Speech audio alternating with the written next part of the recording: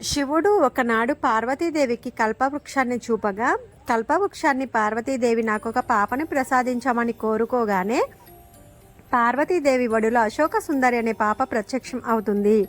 అశోక సుందరి అందాన్ని చూసిన హుండాసురుడు అనే రాక్షసుడు ఆమెని పెంచి పెద్ద అయిన తర్వాత వివాహం చేసుకోవాలనుకున్నాడు. అయితే అశోక సుందరిని ఊర్వశి ఉరూరవుల మనవడు అయిన సహనుడికి ఇచ్చి వివాహం చేయాలని పార్వతీదేవి సంకల్పించినట్లు తెలుసుకున్న హుండాసురుడు బాలుడిగా ఉన్న సహనుణ్ణి అపహరించి వండి పెట్టమని భార్యకు ఇచ్చాడు.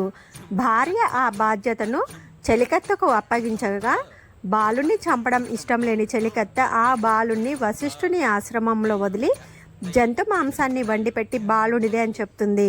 వశిష్ఠుని ద్వారా తన జీవిత చరిత్రను తెలుసుకున్న సహనుడు అశోక సుందరిని వివాహం చేసుకోవాలని ప్రయత్నిస్తున్న హుండాసురుని చంపి అశోక సుందరిని వివాహం చేసుకుంటాడు. శ్రీమాత్రే నమః.